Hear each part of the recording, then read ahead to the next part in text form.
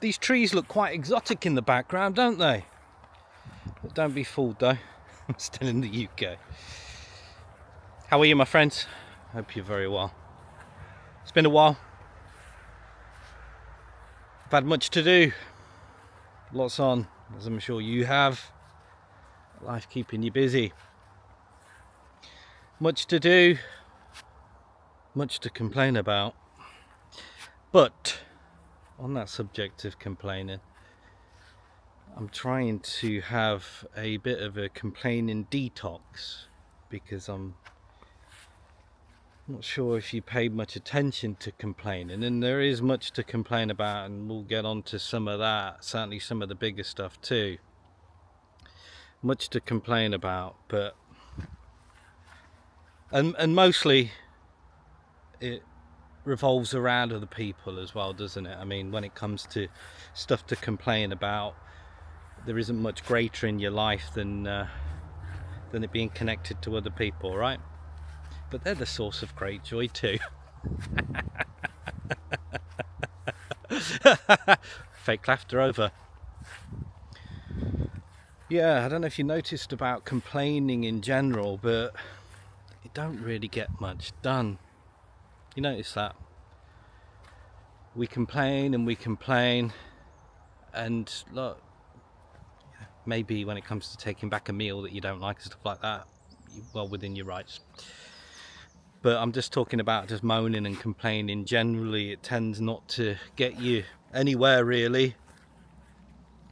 So I'm trying a bit of a complaining detox and see where that gets me. Where I feel like I want to complain or moan about something, I'm drawing back a little bit, becoming self-aware of it and thinking, well, no one really cares anyway.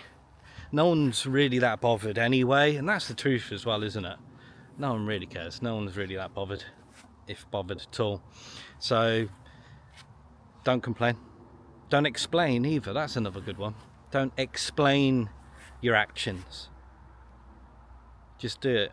Just do what you feel is right. And you tend to find that as an individual,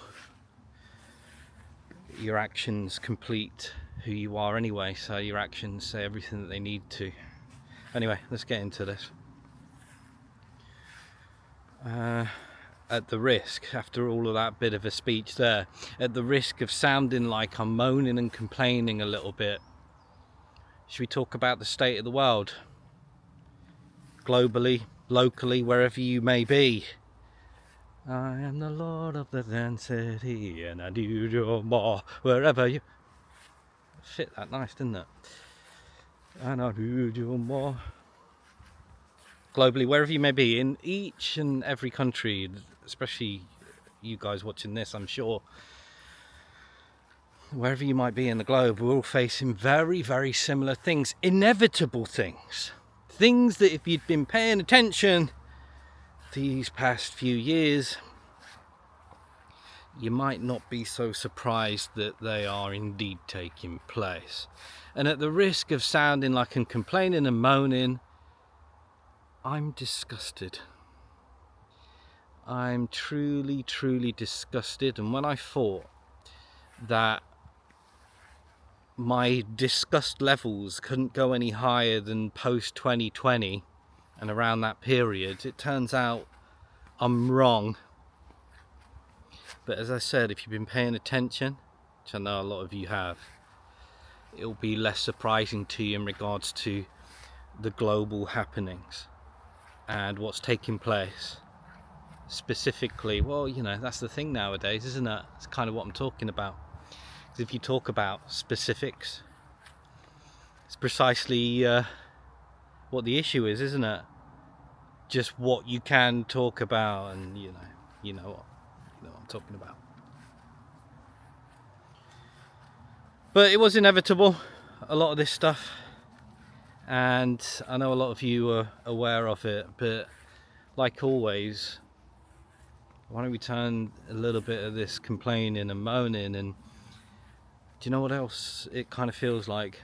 I don't know about you and what your sentiment is about it, but a frustrating thing, and what I'm noticing, there's a couple of things that I'm noticing actually. One is a level of frustration in people, feeling like you can't do much about it.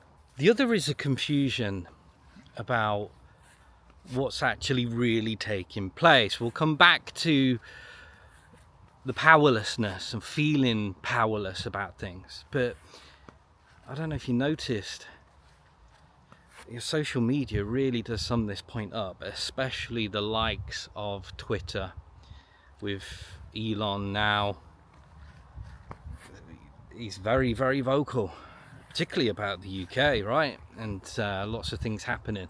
Very vocal about things. Now, as I get older, I tend to think that things are less coincidental, and there are things that happen at certain periods, and it seems to just come out of nowhere, and it's all covered. And Twitter is, or X, is certainly being a big part of all of this, isn't it? And my point in relation to that is, there's a lot of people saying stuff like, oh, you know, this is happening, that's happening. And then when they have conversations and you say, well, have you seen it? Have you seen it with your own eyes? Have you actually been, and the speculation that you hear of, did you see it? Oh, no, actually, no. I mean, there was a bit of something, but no, it was nothing like what the media said it was, or it's nothing like what social media has been banging on about. Turns out that there is quite a bit of difference in life between sitting on the couch on social media and actually getting up, going out and seeing for yourself and living life. And that is what we're talking about in regards to the powerless feeling too. It's kind of how they want to get you. It's how this construct wants us. Yeah, this construct has you when it has you living in fear. And what's the best way to have you living in fear is the speculation, the unknown, the what ifs of life and what might be taking place compared to what actually is taking place. And then what it wants to do is it wants to rob you of individual power. And this is where the powerlessness comes in too, because I want to almost frame it in two ways. One is, you've got all of this external big stuff, right? The stuff you see on social media, the stuff happening globally, the stuff happening in the world, the stuff happening in life. They want to draw you into all of that and have you in fear and afraid of it all, right? The other world that's taking place is the one in here. It's almost like two different things going on, but the other world is happening here. And let me tell you, ladies and gentlemen, the one that really counts, whatever's going on social media, whatever's going on online, whatever's being told in the media, yeah, the only thing that really is ever counted is the world that's happening in here. All your challenges are in here. All of your problems are in here. All of your complaints are in here. All of anything that's ever happening or will happen or potentially happen or has happened here. And that, my friend, is where the battleground is. That's where the only thing that is real and counts comes from here. And yes, I'm not discounting the fact that there are stuff that goes on, there's stuff that happens, of course, in this construct. There's a whole balance.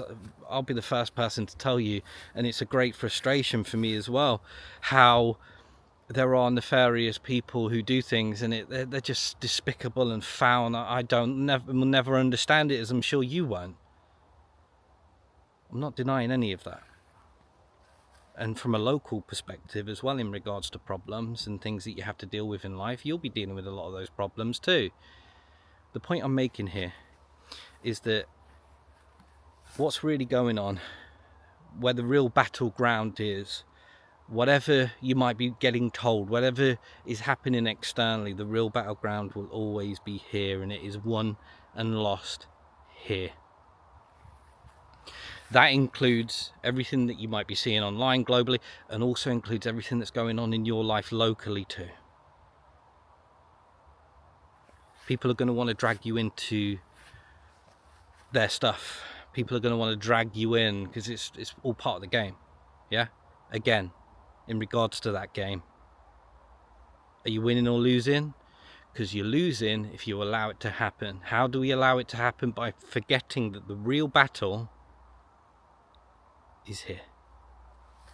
Always was, always will be. And that's how you regain some of that power back. Feel less powerless and get a better perspective on things by remembering that it's there. You have a great day. Ta-ta.